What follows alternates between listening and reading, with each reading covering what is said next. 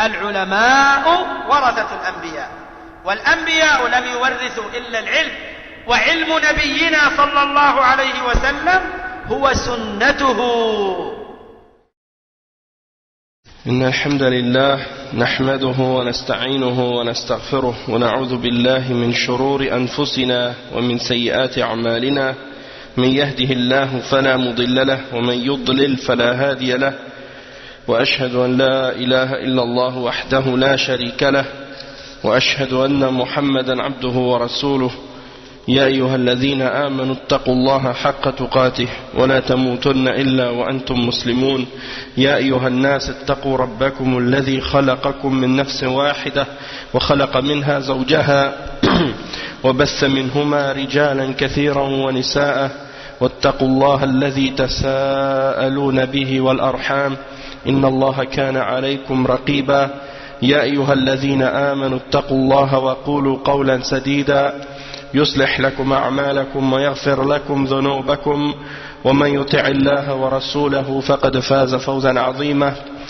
أما بعد، إن خير الكلام كلام الله، وخير الهدي هدي محمد صلى الله عليه وسلم، وإن شر الأمور محدثاتها، وكل محدثة بدعة، وكل بدعة ضلالة، وكل ضلالة في النار.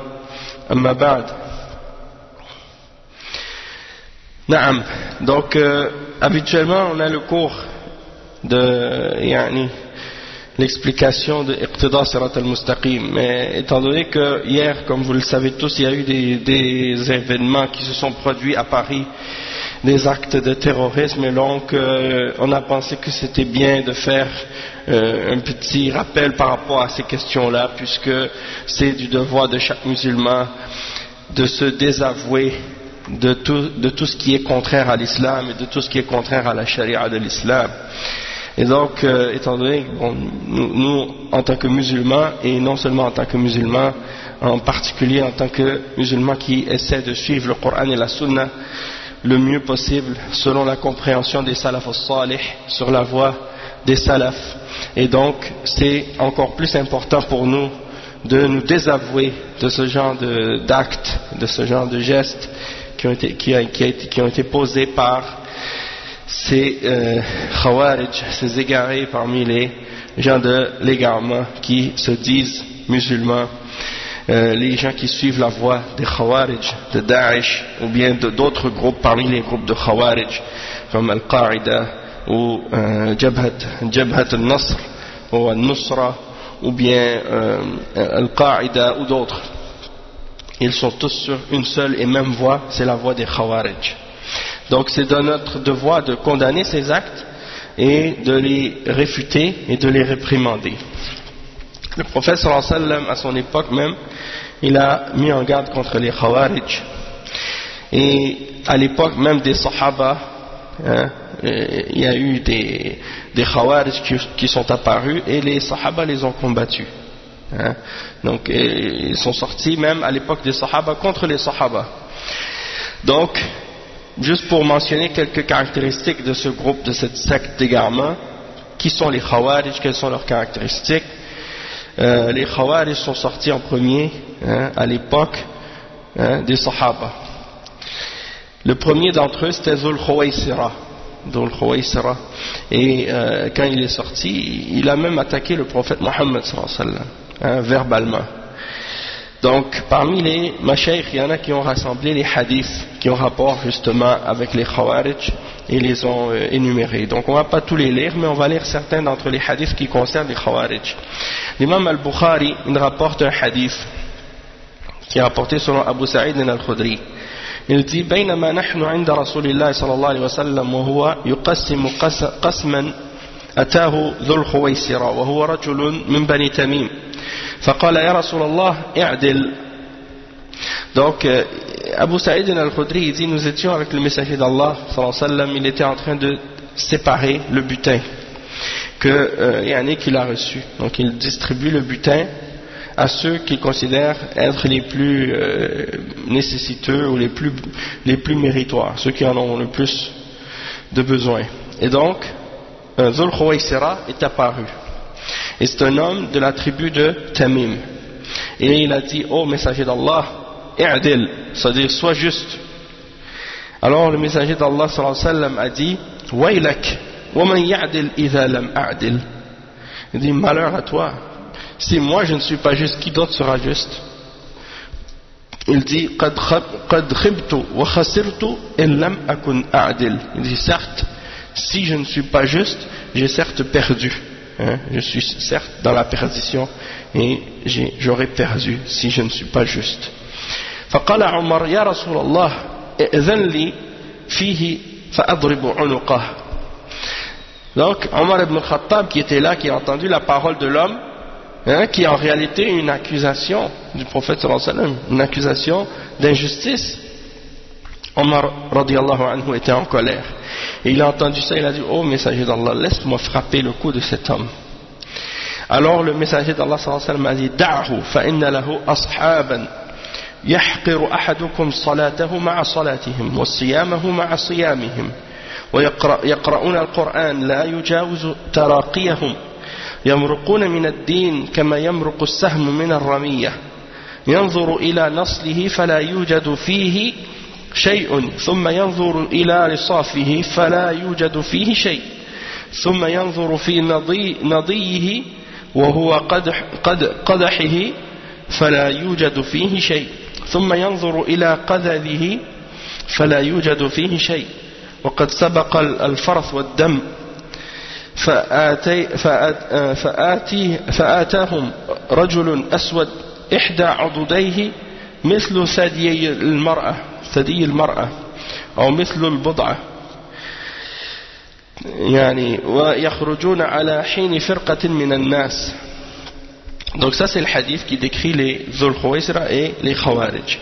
Le prophète sallallahu alayhi wa sallam a dit, laissez cet homme parce que il a des compagnons qui vont apparaître plus tard, et ces gens-là, vous allez mépriser votre prière à côté de leur prière, et vous allez mépriser votre jeûne à côté de leur jeûne, et ils vont réciter le Coran sans que ça dépasse leur clavicule, c'est-à-dire leur gorge, leur cou, et ils vont quitter la religion comme la flèche qui passe à travers la proie. Et il donne l'exemple de la flèche qui traverse par exemple l'animal. Quand on chasse par exemple, on tire une flèche et elle passe à travers tellement elle est lancée forte. C'est pour exprimer à quel point ils vont sortir rapidement de l'islam. Aussi vite qu'ils sont rentrés, ils sortent de l'islam. C'est-à-dire ils sortent de l'islam parce qu'ils n'ont aucune compréhension, aucune connaissance, et ils agissent par ignorance. Ils interprètent le Coran selon leur passion. Et donc la flèche elle passe à travers, il n'y a aucune trace de sang, aucune trace de quoi que ce soit dessus, du début jusqu'à la fin de la flèche. Et donc c'est pour dire à quel point leur entrée et leur sortie de l'islam est violente et rapide, au point où ils n'ont aucune trace, ils n'ont aucune trace de l'islam sur eux. Et c'est pour ça que certains des ulama de l'islam ont considéré que les Khawarij étaient des kuffars, justement, à cause du fait que le prophète sallallahu alayhi wa sallam les décrit comme étant des gens qui sortent de l'islam. Et les premiers à les avoir combattus, c'est Ali radiyallahu anhu. Et le prophète sallallahu alayhi wa sallam avait décrit que parmi eux, justement, il y allait avoir celui qui allait avoir un bras coupé, et au bout de du reste qui reste de son bras, il y a une tétine comme le bout du sein d'une femme. Et donc quand Ali radiyallahu anhu les a combattus, il a dit aux Sahaba, cherchez cet homme qui a le bras coupé et que le bout de son bras est comme le bout du sein d'une femme. Et là ils l'ont cherché et finalement ils ont dit on l'a pas trouvé. Il a dit cherchez encore.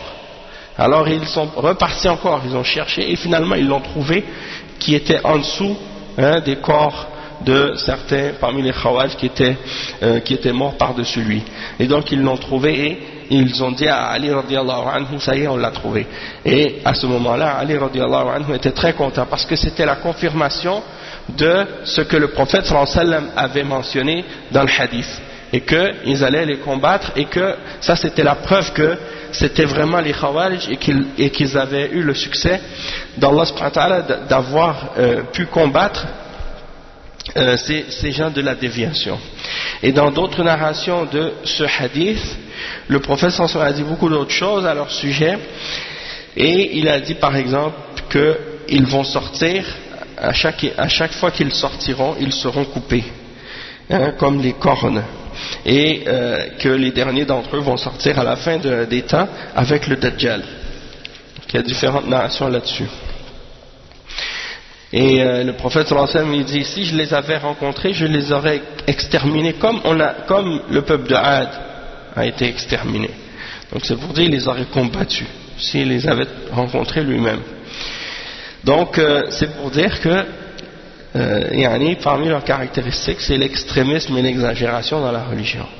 Et puis également, il y a juste pour faire comprendre en même temps aussi que tous ces actes qui sont faits par ces gens-là aujourd'hui, qui suivent ces tendances-là, parce qu'il faut savoir que les Khawarij, ils ne se nomment pas eux-mêmes Khawarij, ils ne s'appellent pas Khawarij eux-mêmes, mais il faut les reconnaître par rapport à leurs caractéristiques. Parmi leurs caractéristiques, ils font le takfir des musulmans. Ils font le takfir des musulmans sans preuve. Sans preuve. Et sans compréhension des règles et des principes de la charia de l'islam. Et ils n'attendent pas non plus d'établir la preuve sur celui qui a, par exemple, fait une erreur ou commis un acte de kufr ou de shirk. Ils vont automatiquement le considérer kafir, même si c'est un acte de kufr et de shirk. Alors que les ulama en général disent que tu dois établir la preuve contre celui qui a dit une parole de kufr ou qui a fait un acte de shirk ou de kufr, et que tu dois vérifier que le verdict s'applique sur la personne, en vérifiant que la personne il respecte les conditions puis que les empêchements ont été enlevés et éliminés. Ça c'est dans le cas où la personne aurait réellement fait un acte de kufr ou dit une parole de kufr ou de shirk. Dans ce cas-là, il y a des conditions. Mais souvent, les Khawarij font le takfir pour des choses qui ne sont même pas kufr. C'est-à-dire, ils font le takfir pour des choses qui sont des grands péchés seulement. Et les gens de Ahl Sunnah wal Jama'a sont tous d'accord sur le fait que de commettre un grand péché, c'est pas quelque chose qui fait sortir de l'islam. C'est quelque chose qui fait diminuer la foi, mais ça ne fait pas sortir de l'islam. Tandis que pour les Khawarij, si quelqu'un commet un grand péché, il devient kafir. Et ils vont dire que son sang est halal et ses biens sont halal. Hein? Et donc, ils se permettent de tuer toute personne qui commet des grands péchés. Et une des raisons pour ça, c'est parce qu'ils ont pris uniquement les textes qui parlent de la menace de l'enfer et de la menace d'Allah subhanahu wa ta'ala, mais ils ont mis de côté tous les versets qui parlent de la miséricorde d'Allah et de son pardon. Donc c'est des extrémistes dans ce domaine-là. Aussi qu'ils appellent les musulmans à prendre les armes contre les dirigeants et à se révolter et à se rebeller contre ceux qui sont au pouvoir parmi les dirigeants musulmans, sous prétexte qu'ils font des péchés, ou sous prétexte qu'ils ne jugent pas selon la loi d'Allah, et qu'ils n'appliquent pas la charia, et ils considèrent que ça c'est une forme de shirk majeur, ou de kufr majeur, alors qu'on sait que il y a le cas où le dirigeant qui n'applique pas certaines règles de l'islam, mais qui reconnaît que c'est obligatoire, son kufr est un kufr mineur, et non un kufr majeur, et donc on n'a pas le droit de le considérer comme étant un mécréant pour ça. Mais tandis qu'eux, ils ne font pas de différence entre le kufr mineur et le kufr majeur. Pour eux, toutes les formes de kufr sont des kufrs majeurs. Et donc c'est pour ça qu'ils font le takfir, les dirigeants, ils se permettent de sortir contre eux. Puis après, ils se forment des petits groupes et ils choisissent entre eux un chef qui va être leur amir, et puis ils se donnent par la suite le droit de faire des actes de terrorisme, des attentats, ou d'appliquer les peines de la charia qui sont islamiquement uniquement obligatoires pour le dirigeant. Eux, ils se permettent de les appliquer eux-mêmes. Donc on va lire quelques paroles des ulama à ce sujet par rapport aux attentats et aux explosions qu'ils font, les attentats terroristes qu'ils font, et la condamnation des ulama de l'islam qui suivent la sunna et la compréhension des salafs, comment les savants de l'islam ont condamné ces gens qui font ce genre de choses-là. Et donc, par exemple, ici il y a une réponse de Cheikh Abdul Aziz ibn Baz. il dit وجاء في إجابة لسماحة الشيخ عبد العزيز بن باز حول جزاء من يستهدف ترويع الناس الآمنين كما حدث في حادث التفجير بالرياض الذي قام به من تسببوا في ترويع الآمنين وقتل الأبرياء وتخويف عباد الله عز وجل وهذا نصه. لا شك أن هذا الحادث أثيم ومنكر عظيم يترتب عليه فساد عظيم وشرور كثيرة وظلم كبير. Donc Cheikh bin Baz, on lui a posé la question et il a répondu à propos de l'attentat qui s'était produit à Riyad, qui a été la cause de l'effroi et de la mort de beaucoup d'entre des citoyens et des gens innocents. Et cet événement donc a causé la mort de plein de gens, et à cause de ça le cheikh il a répondu à ce sujet là et il a dit il n'y a pas de doute que cet événement c'est un péché, c'est quelque chose qui est un grand mal et qui a comme conséquence de grandes formes de désordre et de corruption et de nombreux maux et une grande injustice. Il dit ولا شك أن هذا الحادث إنما يقوم به من لا يؤمن بالله واليوم الآخر. Il dit il n'y a pas de doute que ce genre d'événement, ce genre d'action, il ne se produit que de la part de celui qui n'a pas de foi en Allah et au jour dernier. لا تجد من يؤمن بالله واليوم الآخر إيمانا صحيحا يعمل هذا العمل الإجرامي الخبيث الذي حصل به الضرر العظيم والفساد الكبير، وإنما يفعل هذا الحادث وأشباهه نفوس خبيثة مملوءة من الحقد والحسد والشر والفساد وعدم الإيمان بالله ورسوله.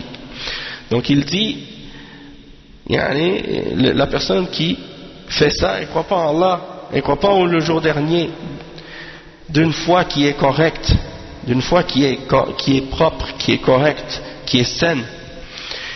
Et si elle fait cet acte-là, c'est parce que elle a un problème dans sa foi. Il dit c'est un acte criminel, un acte laid et sale, et qui a été la cause donc de grande corruption et de grand désordre et de grande injustice. Et celui qui fait cette action-là, c'est seulement des gens qui ont une âme malade, qui est remplie de haine, qui est remplie de jalousie, qui est remplie de mal, qui est remplie de désordre, et qui n'a pas de foi en Allah et en son messager.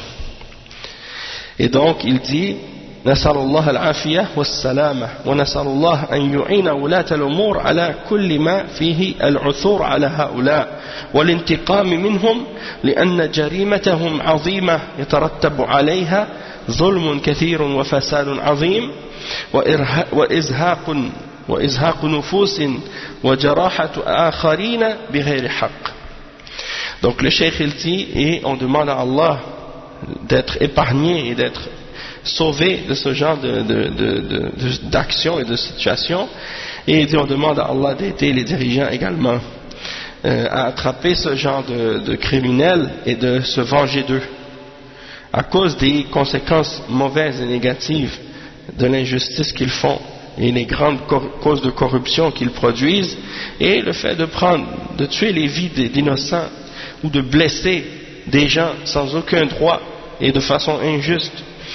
كل هذا من الفساد العظيم وجريمة عظيمة. Donc tout ça, il dit, c'est des formes de désordre énormes et des grands crimes. Et il dit ونسأل الله أن يعثرهم ويسلط عليهم ويمكن منهم ونسأل الله أن يخيبهم ويخيب أنصارهم ونسأل الله أن يوفق ولاة الأمور للعثور عليهم والانتقام منهم ومجازاتهم على هذا الحدث الخبيث وهذا الإجرام العظيم.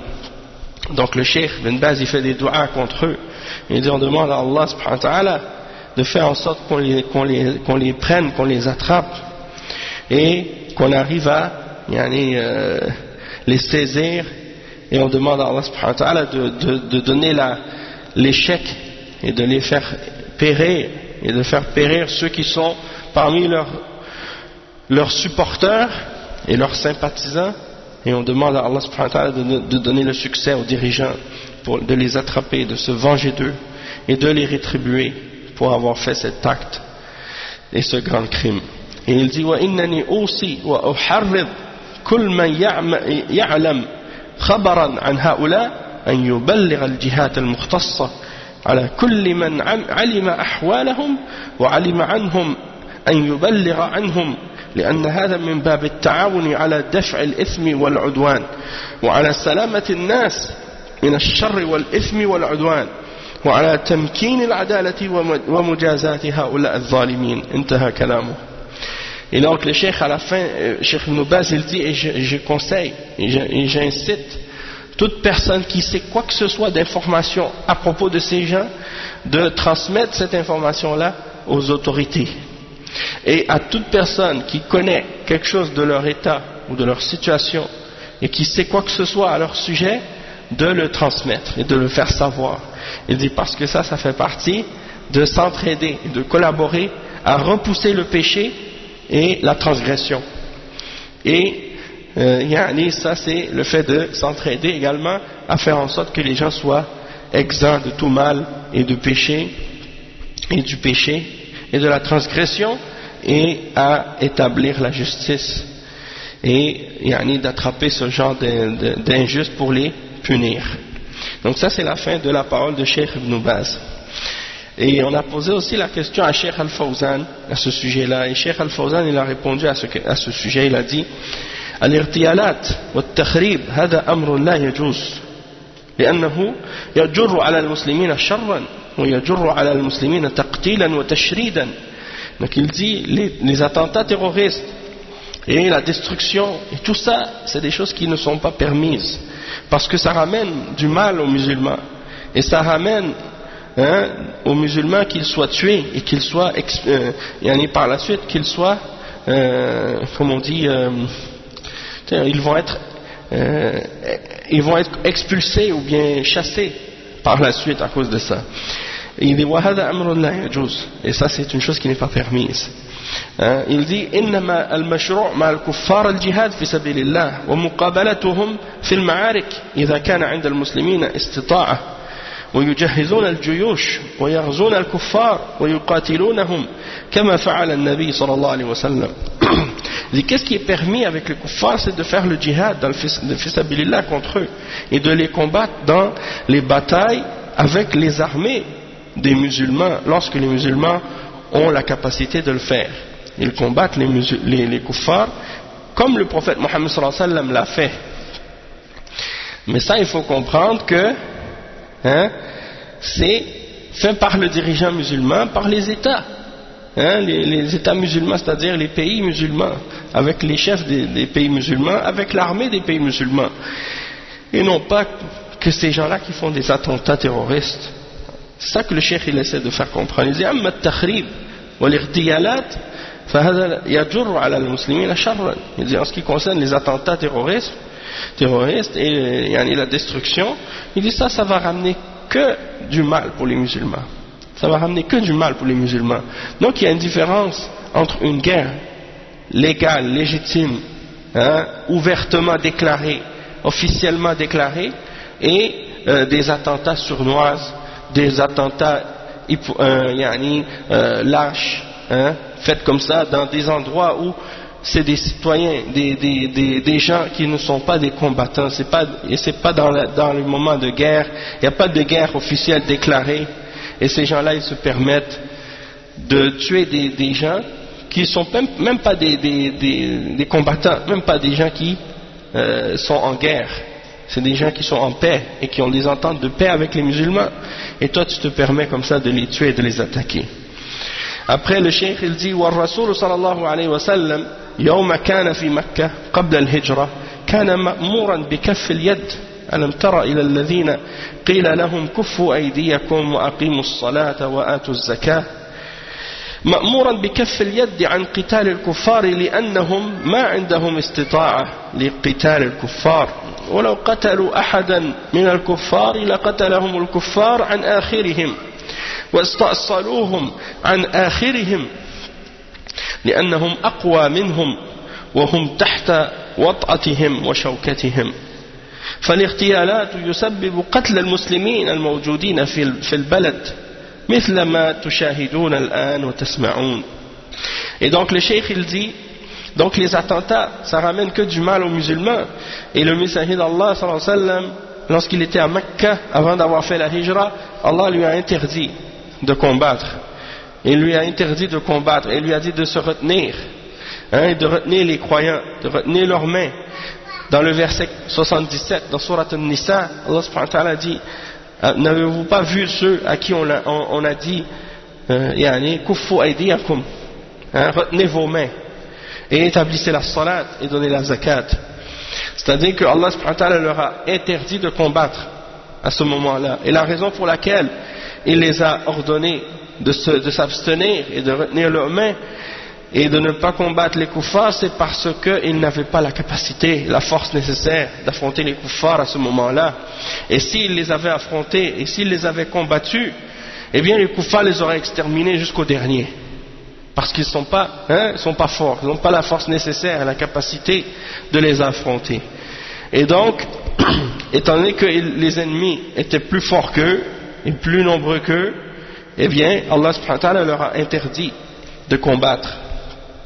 Et le cheikh il dit, et donc par la suite, donc les attentats terroristes, qu'est-ce que ça donne comme conséquence? Eh bien ça fait en sorte que les musulmans qui sont présents dans les pays où il y a ces genres d'attentats risquent d'être eux aussi exterminés et tués. Et c'est ce que vous voyez maintenant, et c'est ce que vous entendez. Quand il y a des musulmans qui font des actes de terrorisme comme ça dans les pays musulmans, après les kuffars ils voient ça dans les médias, ils commencent à devenir paranoïaques, commencent à devenir effrayés, et donc qu'est-ce qu'ils vont faire? Ils vont commencer à avoir peur de tous les musulmans, et ils vont sortir dans les rues chaque fois qu'ils vont voir un musulman, peut-être ils vont dire ah ça c'est des terroristes eux aussi, et là ils vont commencer à essayer de se venger des musulmans.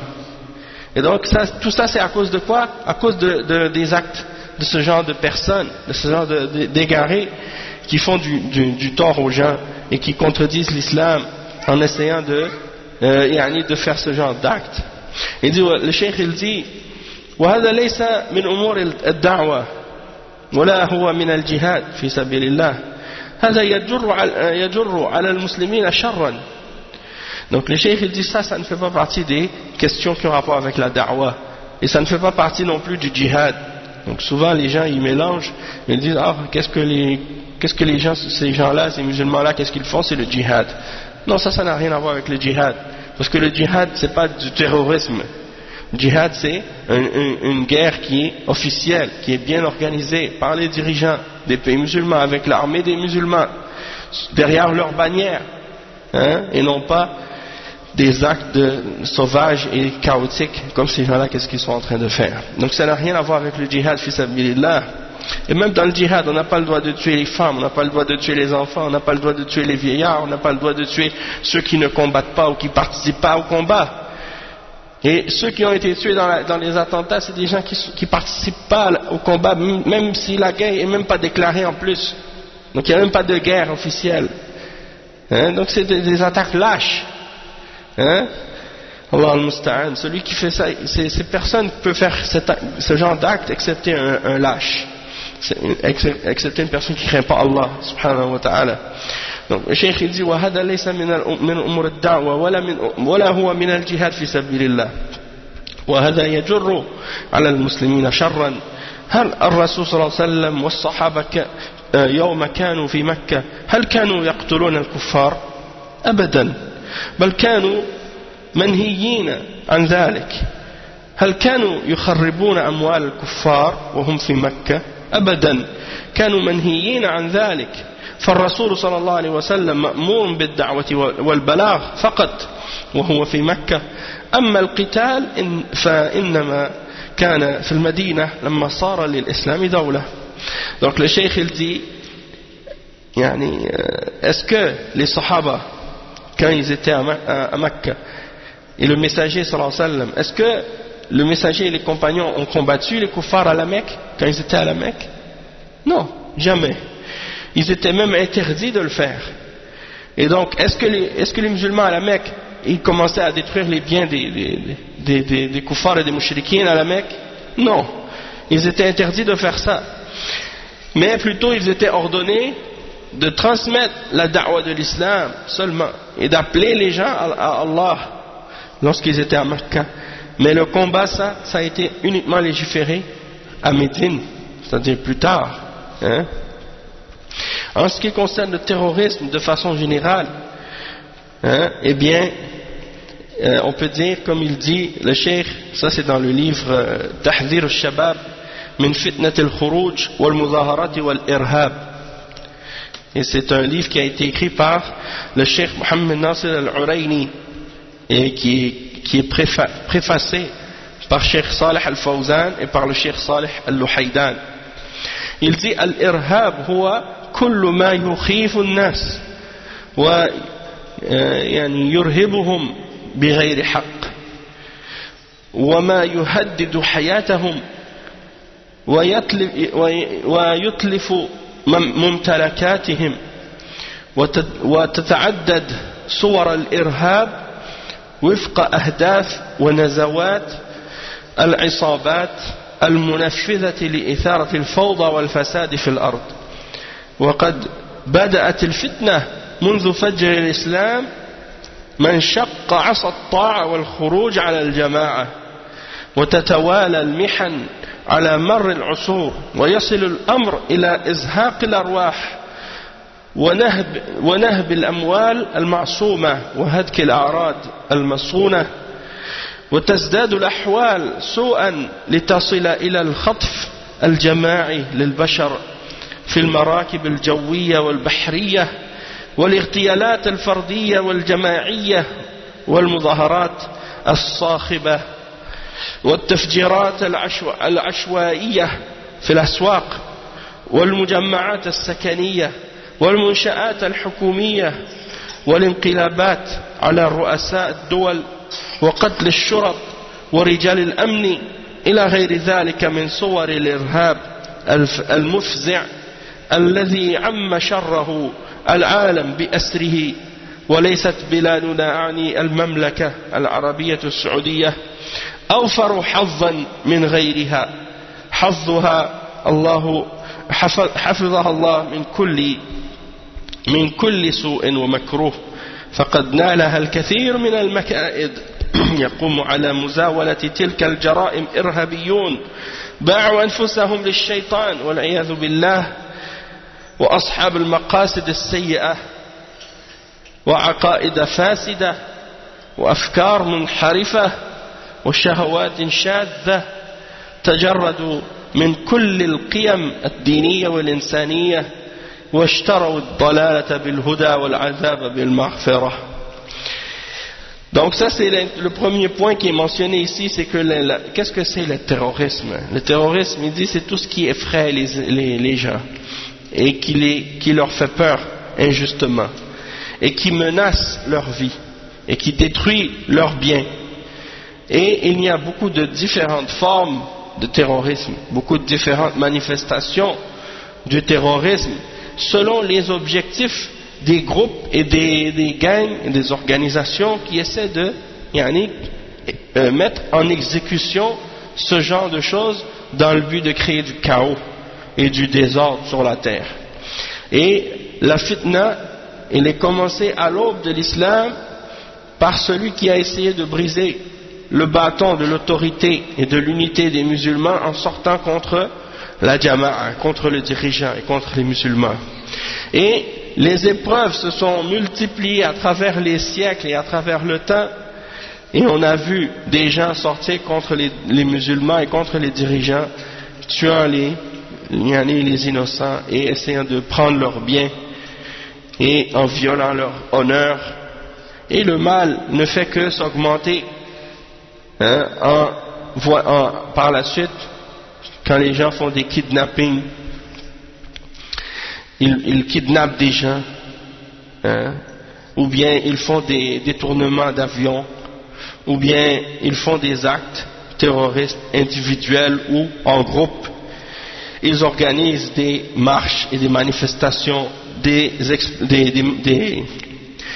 attentats à la bombe, hein, des attentats à la bombe un peu partout dans les marchés, dans les endroits où les gens se réunissent, dans les habitations, dans les bâtiments gouvernementaux, les endroits où il y a des bâtiments du gouvernement, et ils essaient d'organiser des coups d'État pour renverser les dirigeants, tuer les agents de police et les gens les agents de police et les agents de la paix, donc ils se permettent de les tuer. Donc tout ça, c'est des différentes manifestations, différentes formes de terrorisme qui font peur et qui effraient les gens, et on voit ça apparaître dans le monde entier, et c'est arrivé également en Arabie Saoudite, dans un des meilleurs pays musulmans. Donc c'est pour dire que si ça se produit en Arabie Saoudite, hein, donc c'est la preuve que ces gens-là, leur objectif, c'est pas seulement de combattre ou de faire du tort aux kuffars, mais même les musulmans, c'est les premières victimes. Les musulmans, c'est les premières victimes de ces gens-là, de ces khawarij. Et ces gens-là, hein, les gens qui font ce genre d'actes, il dit ce sont des terroristes criminels qui ont vendu leur âme au shaitan. Ce sont des gens qui ont des mauvaises intentions et des mauvaises croyances et des idéologies déviées et des passions, hein, déviées et égarées. Et donc ils se sont détachés de toutes les valeurs humaines et religieuses, et ils ont préféré, hein, l'égarement à la guidance et le châtiment au pardon. لقد تحول الإرهاب في وقتنا الحاضر إلى إرهاب منظم سريع الانتشار عبر القارات والبحار لتوفر الإمكانات المادية وكثرة الأشرار ووجود الأجهزة ووسائل الاتصال المتقدمة مما جعله أشد فتكا في الأمة وأبلغ أثرا في ضررها. À notre époque, le terrorisme à notre époque contemporaine, c'est devenu quelque chose d'organisé et qui se propage rapidement à travers les continents, à travers les océans, à cause des moyens matériels et à cause des gens qui sont mauvais, qui sont nombreux, et des différents appareils et des moyens de communication avancés qui permettent donc à ces terroristes-là d'organiser ce genre de choses. Et c'est devenu donc quelque chose qui est très nuisible, qui a des causes, hein, négatives nombreuses et qui fait des grands torts aux hommes. Et il dit wa irhabun fikri,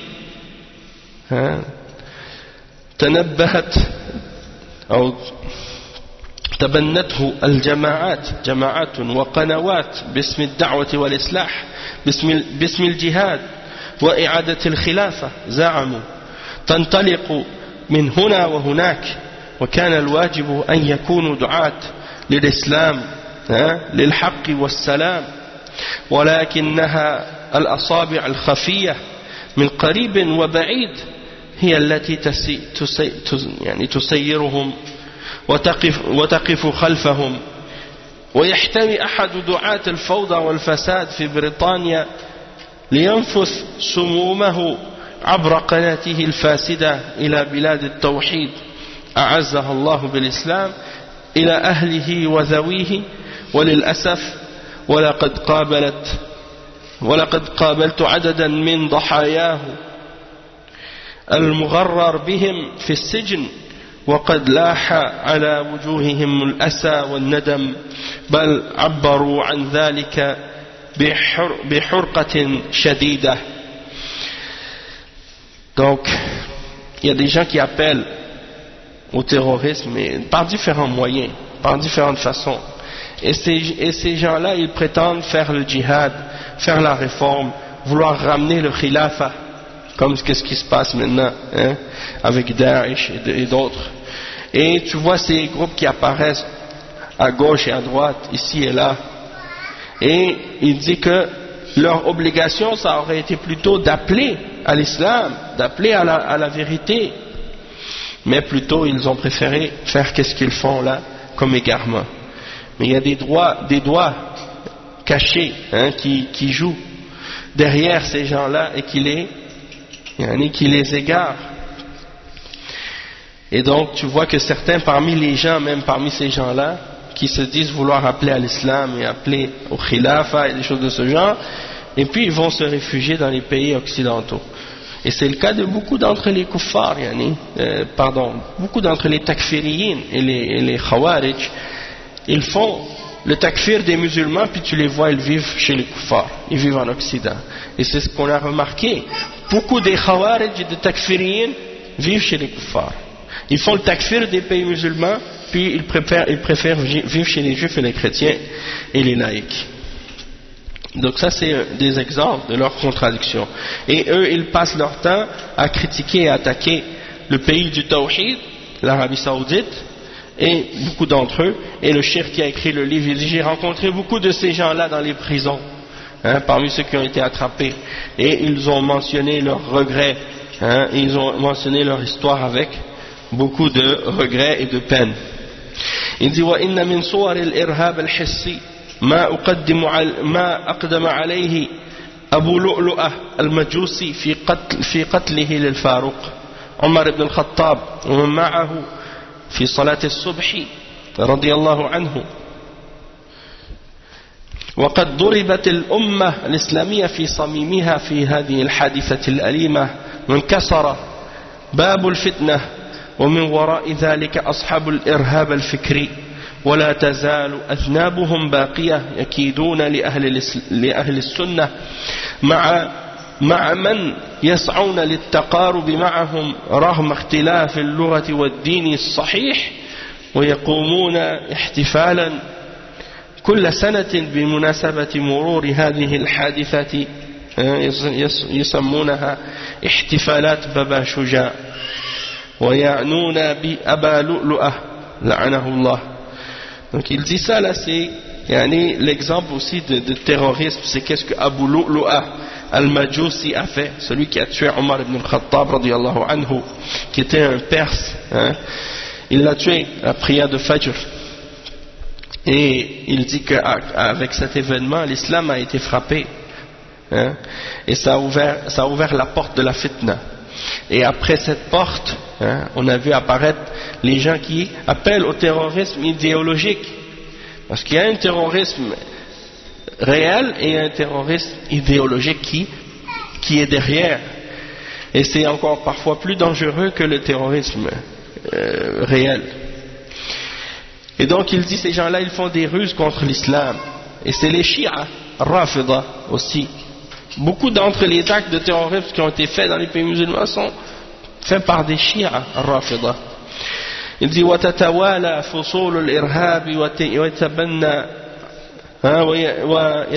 عبد الله ابن سبأ اليهودي الذي أظهر الإسلام وأبطل الكفر مقتل الخليفة عثمان بن عفان رضي الله عنه في المدينة مع ثلة معه من الغوغائيين بعد تضليله لهم بافتراءاته على الخليفة. ثم يستمر المسلسل ويقتل الخارجي عبد الرحمن بن ملجم الخليفة علي بن أبي طالب رضي الله عنه وهو في طريقه لصلاة الفجر في الكوفة. وقتلوا طلحة والزبير من العشرة المبشرين بالجنة وتسببوا في قتل الحسين بن علي رضي الله عنه وفي قتل ابن الزبير وهل سينتهون. Et donc il dit qu'on a vu les différentes manifestations de terrorisme apparaître et se suivre les unes après les autres quand par exemple Abdullah ibn Saba, le juif qui s'est converti à l'islam en apparence mais qui avait comme intention et comme objectif de créer des problèmes et de la division parmi les musulmans, il montrait l'islam mais il cachait la mécréance. Il a été une des causes dans le meurtre du khalifa Othman ibn Affan radiyallahu anhu à Médine, avec un petit groupe de cervelés avec lui, après qu'il les ait égarés et qu'il les ait trompés par toutes sortes de mensonges. Eh bien ils se sont tous retournés contre le khalifa Othman radiyallahu anhu, puis ils l'ont assassiné. Par la suite, Abdurrahman ibn Muljim, également, qui s'est fait influencer par les idéologies des Khawarij, lui aussi, il a assassiné Ali ibn Abi Talib, radiyallahu anhu, alors qu'il s'en allait à la prière de Fajr. Et ils ont tué également Talha wa Zubayr, parmi les 10 qui sont promus au paradis. Et ils ont été la cause également dans le meurtre de Al-Hussein ibn Ali et de Ibn Zubayr. Est-ce qu'ils vont cesser un jour de faire ce qu'ils font? Il dit وَرُوِيَ عَنْ عَلِي قَوْلُهُ وَالَّذِي نَفْسِي بِيَدِهِ إِنَّهُمْ لَفِي أَصْلَابِ الرِّجَالِ وَسَيَخْرُجُونَ وَيَخْرُجُونَ حَتَّى يَخْرُجُ آخِرُهُمْ مَعَ المسيح الدجال والشواهد موجودة والإرهاب ليس له وطن والإسلام بريء منه براءة الذئب من دم يوسف. Et donc le cheikh dit qu'il était rapporté que Ali radiallahu anhu a dit par celui qui tient mon âme en sa main, ces gens-là sont dans les comment on dit, aslab al-rijal, ils sont dans les limbes, hein, aslab al-rijal, dans les نعم أنا أعرف الكلمة بالإنجليزية ولكن لا أعرفها بالفرنسية. الله المستعان. Donc il dit en tout cas, de toute façon, qu'est-ce que ça signifie? C'est qu'il y a des hommes qui vont sortir et ils vont sortir jusqu'à ce que le dernier d'entre eux, c'est-à-dire de ces gens-là qui font partie de ces groupes, vont sortir avec le Dajjal. Naam. Donc il y a beaucoup de signes qui montrent ça. Et le terrorisme, il n'a pas de patrie, il n'a pas de pays. Et l'islam est innocent. Et naam, l'islam est innocent du terrorisme, comme le loup a été innocent du sang de Yusuf alayhi salam. Yusuf, vous connaissez l'histoire, il a été accusé, ses frères avaient accusé qu'il avait été mangé par le loup, alors qu'en réalité ses frères l'avaient jeté dans un puits. Donc il est aussi, quand on dit c'est une expression qu'on dit quand quelqu'un est innocent, est aussi innocent de quelque chose que le loup a été innocent du sang de Yusuf, c'est dans ce sens-là. Le mot que je cherchais, c'est les lombes, c'est pas les limbes. Naam. Barakallahu fik. Donc c'est ça, ils sont dans les lombes des hommes et ils vont sortir à la fin, jusqu'à la fin des temps. نعم. Et il dit وصورة من صور الإرهاب في القرن الأخير ذلكم الاعتداء الغاشم الظالم على مؤسس البلاد بلاد الملك عبد العزيز وهو يطوف حول الكعبة. Donc il donne l'exemple également d'un attentat qui a été fait dernièrement, dans le siècle dernier, contre le roi Abdul Aziz, alors qu'il faisait le tawaf autour de la Kaaba. Quelqu'un a essayé de l'assassiner. وتأتي فتنة الحرام عام 1400 وما هي إلا صورة من الإرهاب، من صور الإرهاب، ويقضى عليها ولله الحمد في وقت وجيز وبفضل الله ثم بفضل رجال الدولة المخلصين والجند الميامين. Donc il y a eu l'événement qui s'est passé en 1979, c'est-à-dire 1400, au Haram, quand un groupe armé a pris la mosquée sainte, la mosquée sacrée, puis commençait à tirer et à tuer sur les gens dans la Mecque. Donc ça c'est un des exemples de ce genre de terrorisme. Il dit وما التفجير الإجرامي الآثم الذي حصل في العليا في الرياض. Un autre exemple aussi, qu'est-ce qui s'est passé à Ulayya, dans la ville de Riyad, un autre attentat terroriste. Il dit وتتوالى هذه على هذه البلاد. Donc il y a eu beaucoup d'autres exemples comme ça dans l'Arabie Saoudite et ailleurs. Il dit وهؤلاء الخوارج لم يقفوا عند حد فأقدموا على أبشع صورة للإرهاب وحاولوا بها الإساءة لأبرز رجال الأمن في بلادنا. Donc ils ont continué à faire plein d'autres attentats. Il dit وهكذا تتتابع فصول الإرهاب المقيت من حين لآخر ومن قريب وبعيد كله بتدبير الأعداء. Donc tout ça c'était organisé tout ça c'est organisé également par les ennemis de l'islam. Il dit إن الإرهابيين المحليين لم يقدموا على أفعالهم الشنيعة من فراغ بل نتيجة ما تلقوه من الذين تبنوا أفكار الخوارج من بني جنسهم وتحميسهم للدين بلا علم شرعي باسم الجهاد والدعوة والإصلاح عبر الكتب والأشرطة والجلسات المستخفية وبعد المواقع التي يكتب فيها أصحاب الأهواء وغير ذلك مع قلة الرقابة من ولاة أمورهم. وللأسف وهذا ما جعلهم يقدمون على هذه الأعمال السيئة دون أن يفكروا في الرجوع إلى والديهم فقد نهوا عن ذلك. أو العلماء المشهورين بالعلم والفضل فقد حذروا منهم مع التنقيص من قدرهم بالطعن في أمانتهم وأنهم لا يفقهون الواقع ولم يحملوا السلاح ولم يخوضوا المعارك إلى غير ذلك من الاتهامات التي يهدف من ورائها الاستخفاف بما يحملونه من شريعة الله. فليتحمل أولئك نتائج أفعالهم المنكرة وما ترتب عليها من مفاسد عظيمة أضرت بالبلاد والعباد. Il dit que les différentes actions des terroristes,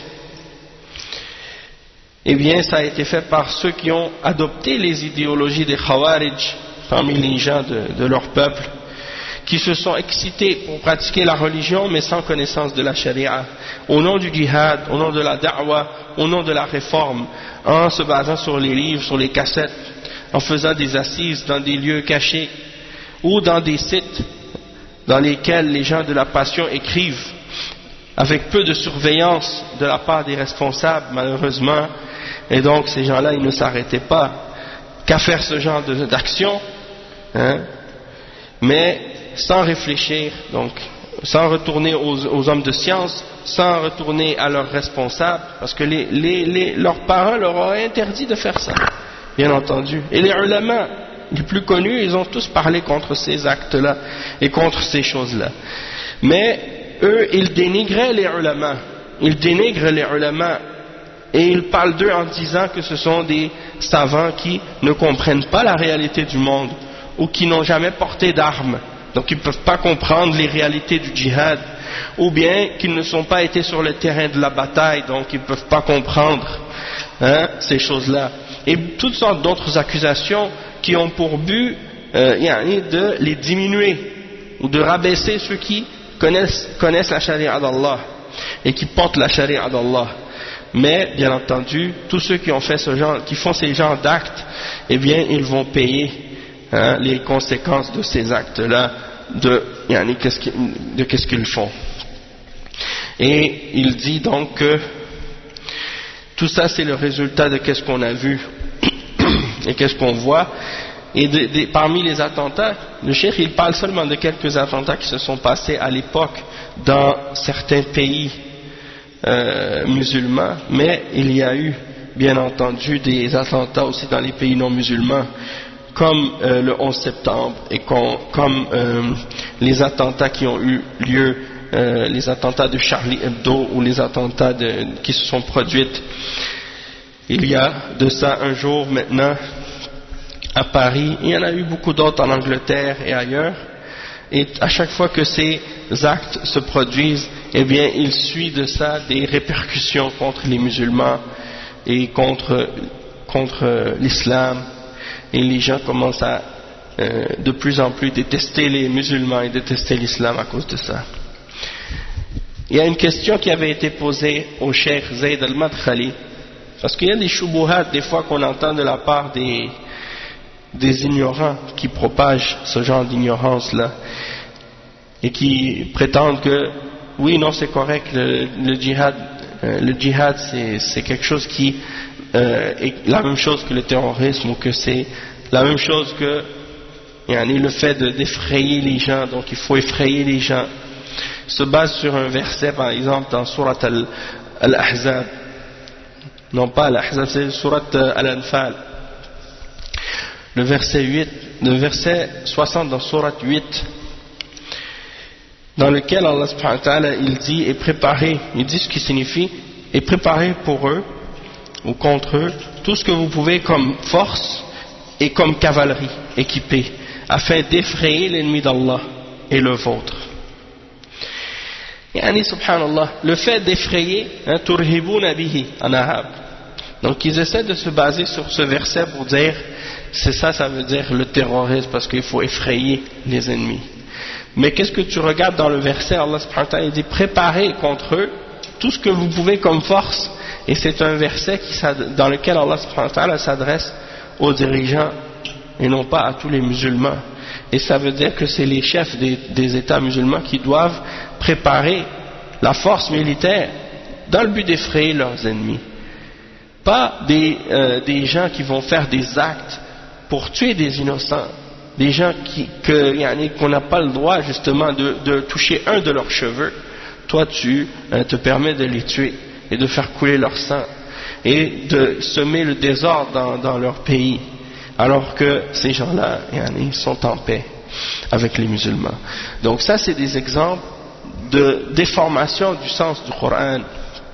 Et parmi les gens qui faisaient ce genre de tafsir, il y a comme des gens parmi les Ikhwan et les Khawarij, comme Abdullah Azzam et d'autres. C'est comme ça qu'il interprétait le verset en question, le verset 60 dans Surat Al-Anfal. Il disait oui, l'islam ordonne le terrorisme, de faire peur, parce que regardez, Allah il dit turhibuna bihi aduwallahi wa aduwakum, alors que ça n'a rien à voir avec le terrorisme. Tous les ulama de l'islam ont condamné ces actes de terrorisme qui ont été faits dans les pays musulmans et dans les pays non musulmans. Alors comment cet acte-là pourrait être l'application du verset en question, alors que les savants eux-mêmes contredisent ça? Et la question qui a été posée au cheikh Zayd, c'est dans le livre Nasr al-Wurud ala Ha'iyati ibn Abi Daoud, l'explication du poème de Ibn Abi Daoud al-Sijistani. La question a été posée à la page 20 dans le livre. أحسن الله إليكم فضيلة الشيخ، هذا سائل يقول عندنا في بلاد الكفر بعض الدعاة يقولون من قال الإرهاب ليس من الإسلام فهذا كفر أكبر، فهل هذا صحيح أم لا؟ يعني non seulement ils disent que ils prétendent que le verset en question ordonne, même si dans la question il ne fait pas référence au verset, mais ils disent de façon générale ils prétendent non seulement que le fait de faire peur et le terrorisme ça fait partie de l'islam, mais ils prétendent que celui qui dit que le terrorisme n'a rien à voir avec l'islam, ils prétendent que ça c'est un kufr majeur. C'est-à-dire que si tu dis le terrorisme n'a rien à voir avec l'islam, ils disent ça c'est une forme de kufr majeur. A'udhu billah. Donc on a posé la question au cheikh, est-ce que ça c'est vrai ou non? Qu'est-ce que ces gens-là prétendent? Et voici la réponse du cheikh. Le cheikh Zayd il dit al-haqiqa صغار طلبة العلم لا سيما في بلاد الكفر لا يجوز لهم أن يخوضوا في المسائل التي لا علم لهم بها، فقضية الإرهاب ليس عملا واحدا بل هو أعمال عنف وترويع وبغي وعدوان متعددة، إرهاب بالتكفير، إرهاب بالتقتيل، وإرهاب بالخروج على ولاة الأمور، وإرهاب لفرد من الأفراد، فلا يطلق الحكم حكما واحدا مع اليقين. وإجماع علماء المسلمين أن الإرهاب بدون حق وبدون مستند يستند إليه فاعله من كتاب أو سنة أنه إجرام وإفساد في الأرض. والشيء يذكر بنظيره، فإن ما قامت به الفئة الضالة في هذه البلاد المسلمة المملكة العربية السعودية حرسها الله، ذات الحكام المسلمين والعلماء المسلمين والأمة المسلمة، من ذكر وأنثى ضلال مبين وفساد في الأرض مشين. نعم، إنما قامت به الفئة الضالة الطاغية الحاقدة من تكفير وتقتيل للمسلمين الصغار والكبار والذكر والأنثى والمستأمنين والموجودين في البلاد من الكفار المقيمين بإذن إمام المسلمين، هؤلاء أهل طغيان. وحقا أن من كفر المسلمين بدون برهان كما فعلت هذه الفئة الضالة ومن أفتاها من المتعالمين بالتكفير والتقتيل فقد باء بالكفر. والحمد لله علماء المسلمين وحكام المسلمين والمسلمون في هذه البلاد وغيرها لا يجوز لأحد أن يطلق عليهم أنهم كفار وقصار القول، فإن هذه الفئة الضالة قد ضلت عن سواء السبيل وخابوا وخسروا في كل مقام من المقامات التي انطلقوا منها، فهم في حكم الشرع قرن من الخوارج الجدد، بل زادوا على الخوارج الذين ظهروا في عهد الصحابة بقتلهم لأنفسهم وتعميم القتل، بينما الخوارج القدامى ما كانوا يقتلون أنفسهم في عهد الصحابة، بل كانوا يقاتلون، وما كانوا يقتلون عامة الناس، بل برزوا فقاتلوا، وهو إجرام وفساد أخبر به النبي صلى الله عليه وسلم قبل حصوله، وكان من معجزاته بوصفه لهم بأوصاف متعددة، ومنها أنهم كلاب النار. وأما هؤلاء الخوارج الجدد فإنهم زادوا في الإجرام على الخوارج القدامى كما أسلفت، فهم إرهابيون وخابوا في كل معركة وباءوا بإثم من قتلوه من طفل صغير وشيخ كبير وعاجز ضعيف ومستأمن احترم الشرع دمه وعرضه وماله، ودولة مسلمة تحكم شرع الله وأمنت البلاد والعباد من خوف وفزع من اعتداءاتهم الإجرامية. ولقد قال النبي صلى الله عليه وسلم في حقهم كلاب النار، ولشدة إجرامهم فقد قال النبي صلى الله عليه وسلم طوبى لمن قتلوه وطوبى لمن قتلهم. وقال صلى الله عليه وسلم لئن لقيتهم لأقتلنهم قتل عاد، وفي رواية قتل ثمود. وقال عليه الصلاة والسلام أينما لقيتموهم فاقتلوهم. والحقيقة أنهم يستحقون القتل ويستحقون الدعاء عليهم، ولهذا فقد أمرت وزارة الشؤون الإسلامية والأوقاف والدعوة والإرشاد في المملكة العربية السعودية بالقنوت والدعاء على هذه الفئة الضالة التي ألحقت ضررا بالإسلام والمسلمين في جميع أقطار الأرض. Naam, donc ça c'est la réponse du cheikh à ces gens-là, tu vois. Et il a dit, en réalité, il dit les petits étudiants en sciences, en particulier dans les pays non musulmans, il n'est pas permis pour eux de patauger, de parler de ces questions au sujet desquelles ils n'ont aucune science. La question du terrorisme, c'est pas une seule action, mais c'est différentes formes d'action, de violence et d'effroi, de transgression. multiples. Donc il y a plusieurs formes. Et il dit que il y a le terrorisme par le takfir, il y a le terrorisme par le fait de tuer et de faire des meurtres et d'assassiner des gens. Et il dit il y a aussi le terrorisme par le fait de se révolter contre les dirigeants musulmans.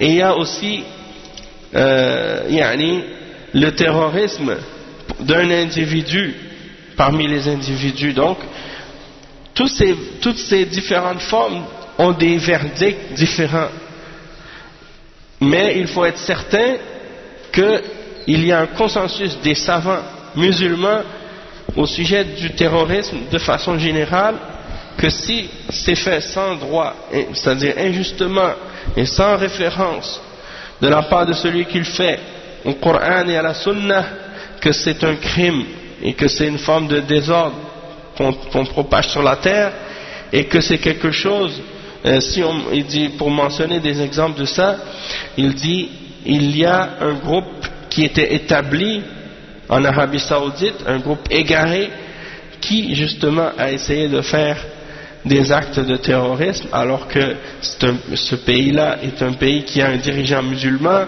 et dont le peuple, la population est musulmane, que ce soit des hommes ou des femmes. Et donc ce groupe d'égarés ont fait beaucoup de mal, ils ont fait de l'égarement et du désordre sur la terre. Et il dit, ce groupe de transgresseurs haineux ont déclaré les musulmans kuffars et se sont permis de tuer les petits enfants et les vieux, les personnes âgées, et les femmes et les hommes, et même les non-musulmans qui vivent en paix, en sécurité dans le pays, et qui sont présents avec la permission du dirigeant des musulmans. Donc ces gens-là qui se permettent de faire ces attentats terroristes-là dans les pays musulmans, eh bien dans ce cas-là c'est des gens de transgression. Et donc quiconque a déclaré les musulmans mécréants sans preuve, comme l'ont fait ces gens-là, sont ce groupe d'égarés, et qui font des fatwas alors qu'ils n'ont pas de science, et ils prétendent à la science, et ils font le takfir, et ils tuent les innocents. C'est clair que ces gens-là, c'est contre eux que la mécréance retombe.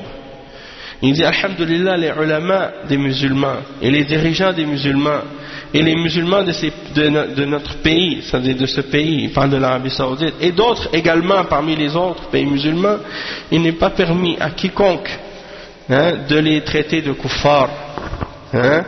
Et il dit, ce groupe dévié parmi le groupe de Khawarij, ils se sont égarés du droit chemin, et ils ont échoué, et ils sont dans la perdition dans tout ce qu'ils ont essayé d'établir, et dans tous les degrés.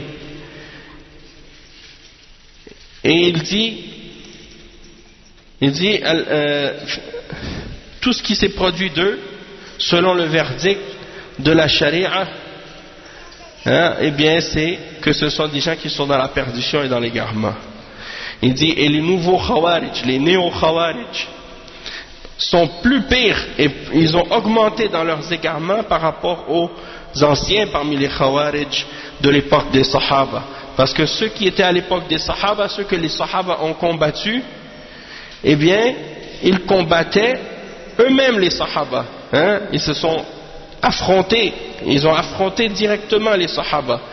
Tandis que ceux d'aujourd'hui, ils tuent des gens innocents de façon générale. Tandis que les anciens, parmi les Khawarij, eh bien, ils allaient, ils sortaient dans un endroit ouvert et ils attaquaient avec leur armée les Sahaba, et ils les affrontaient face à face. Tandis que ceux d'aujourd'hui, eh bien, ils attaquent comme ça, en mettant des bombes ici ou là, ou en se faisant sauter eux-mêmes et en se suicidant. Donc le cheikh il dit, les Khawarij anciens, ils tuaient pas les gens en général. Ils sortaient au combat et ils affrontaient ceux qu'ils voulaient affronter. Et ils se tuaient pas eux-mêmes. Ils se suicidaient pas. comme ceux d'aujourd'hui qui se suicident. Et donc ça c'est du désordre, et c'est un grand crime. Et c'est en même temps, le prophète sallallahu alayhi wa sallam, il avait annoncé que ces gens-là allaient sortir, et il les a décrits, et parmi les descriptions qu'il a mentionnées à leur sujet, c'est que ce sont les chiens de l'enfer. Et donc ces Khawarij, ces néo-Khawarij, ils ont rajouté au crime des Khawarij anciens, comme on l'a dit. Donc ce sont des terroristes, et ils ont péri dans toutes les batailles, ils ont perdu. Et le péché le péché d'avoir tué des enfants petits, d'avoir tué des personnes âgées, d'avoir tué des gens faibles qui ne participent pas au combat, d'avoir tué des gens qui sont non musulmans mais qui sont sous une entente de paix avec les musulmans, et que la charia nous a ordonné de respecter son sang, son honneur et ses biens. Eux, ils se permettent de le détruire et de le tuer. Donc ça, c'est des choses qui montrent à quel point les Khawarij sont dans l'égarement, que ce soit les anciens et les nouveaux. Et donc, quand un pays est en sécurité, est en paix avec les musulmans, eh bien eux, ils se permettent d'établir la peur et la crainte et les transgressions criminelles contre ces gens-là. Donc ça, c'est qu'est-ce que le prophète sallallahu alayhi wa sallam a dit à leur sujet, que ce sont les chiens de l'enfer, à cause de la sévérité de leurs crimes. Et le prophète sallallahu alayhi wa sallam a même donné des bonnes nouvelles du paradis à celui qui les combat et à celui qui se fait tuer par eux, lorsque les dirigeants les combattent. Les dirigeants musulmans combattent les Khawarij. Si tu meurs en combattant les Khawarij avec le dirigeant, c'est t'as la promesse du paradis. Et si tu en tues un, tu as la promesse du paradis. Donc il y a une récompense de tuer les Khawarij, de combattre les Khawarij, lorsque les dirigeants, avec son armée, décident de les affronter et que toi tu fais partie de cette armée-là. Et il dit, et si je les aurais affrontés, ou si je les aurais rencontrés, je les aurais exterminés comme Ad, le peuple de Ad. Et dans une autre narration, comme le peuple de Samoud.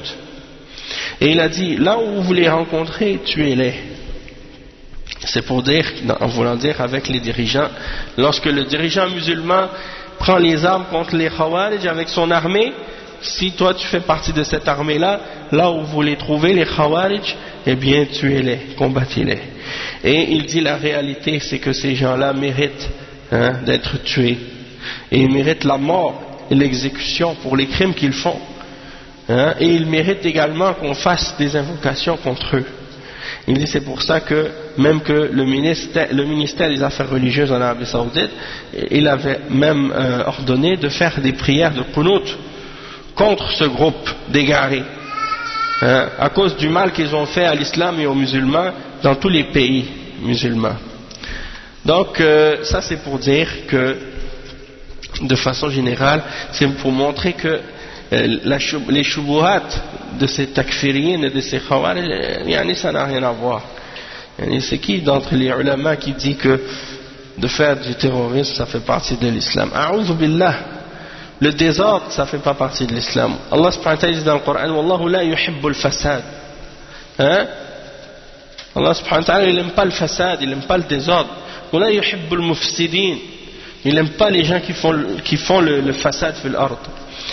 Et donc cette question même de qu'est-ce qui s'est passé par exemple à Paris, comme Cheikh Ubaid il a répondu aujourd'hui, et on a vu lorsque des frères lui ont posé la question, et il a dit c'est la même chose que quand il y a eu les derniers attentats, les attentats de Charlie Hebdo, et les autres attentats aussi, et les autres attentats qui vont se produire dans l'avenir qu'on ne connaît pas. On espère que ça ne va pas se reproduire, mais si jamais il y en a, c'est pour dire que nous on se désavoue de ces attentats-là, et que tous les musulmans tous les musulmans, et en particulier les musulmans de Ahl Sunnah wal Jama'a, ceux qui suivent la voie des Salaf as-Salih, eh bien on se désavoue complètement de ces actes de terrorisme, et on condamne ceux qui font ces actes-là, et on demande à Allah subhanahu wa ta'ala de nous débarrasser d'eux, de purifier la terre d'eux, de même que de nous débarrasser de Daesh et de nous débarrasser de Al-Qaïda et de nous débarrasser de tous ces groupes de Khawarij qui font du désordre sur la terre et qui font du tort à l'islam et aux musulmans. Et donc on va s'arrêter ici pour ça, pour aujourd'hui. Donc c'était, comme on dit, préparation de dernière minute, parce que c'était pas prévu.